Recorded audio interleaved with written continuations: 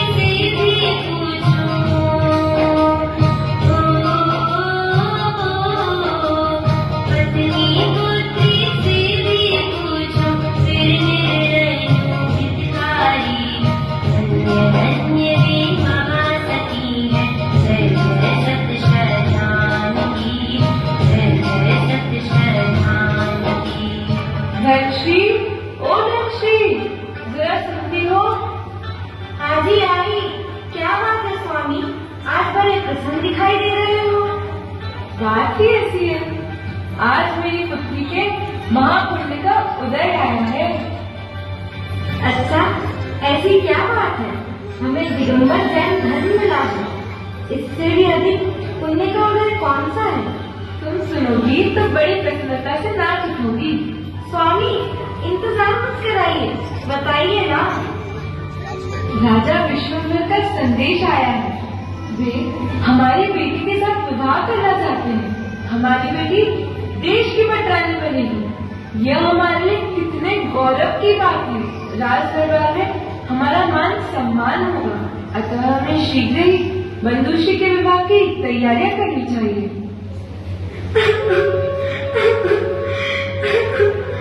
हे भगवान, ये आप कैसा अशुभ समाचार सुना रहे हैं, और वह भी इतनी प्रसन्नता से। हे स्वामी, आपको क्या हो गया है?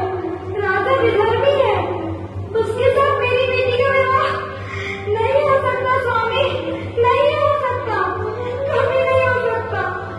जिनेन्द्र देव, चिन्मयी माँ, तीर्थराज दिगंबर गुरु और उनकी भक्ति के बिना रूप, धन, राज, पाठ सब बेकार है।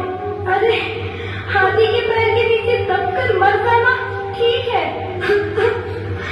धरती फट जाए उसमें समा जाना ठीक है, ज्वालाओं की धड़क की अग्नि में झोंक देना ठीक है, अमाप समुद्र की लहरों में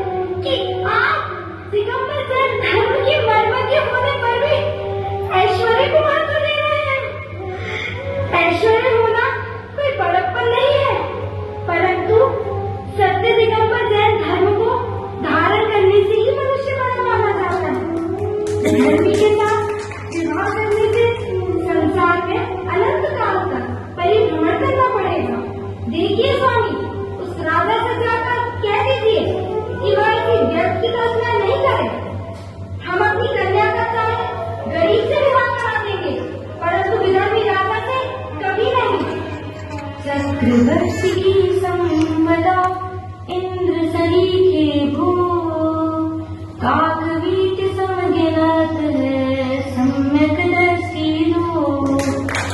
हे देवी, मैं तो आकर तुम्हारी परीक्षा ले रहा था। मैं भी विधर्मी के साथ बंधुश्री का विवाह नहीं करना चाहता। मुझे आपके विचार जानकर अत्यंत प्रसन्नता हुई। अब हमें बंधुश्री की भी परीक्षा कर लेनी चाहिए। हाँ, मैं तो डर ही गई। हाँ, मैं उसे अभी बुलाती हूँ। बेटी बंधुश्री, ओ बेटी बंधुश्री, यहाँ आओ, पिताजी बुला रहे हैं। जी माताजी, जी पिताजी, प्रणाम। आपने याद किया? बेटी, तुम बहुत भाग्यशाली हो। तुम्हारे लिए यहाँ के राजा विश्वम्भर का रिश्ता आया है। बेटी, तुम पुण्यवान हो। विवाह के बाद तुम इस देश की पटरानी बनोगी। हमारे भी भाग्य खुल जाएंगे। सारा देश हमारा भी सम्मान करेगा। हम तो बहुत सौभाग्यशाली हैं जो तुम्हारे जैसी बेटी हमें प्राप्त हुई। पिताजी, वह राजा विश्वम्भर, जिसका हृदय जयधन के प्रति घृणा से भरा हुआ है। परंतु बेटा, वह राजा है। तुम्हारा जीवन सुखमय हो जाएगा। मुझे समझ नहीं आ रहा पिताजी, क्या आप वही गुणवान सेठ हैं जिसने अपनी बेटी में धन के संस्कारों का बीजारोपण किया था?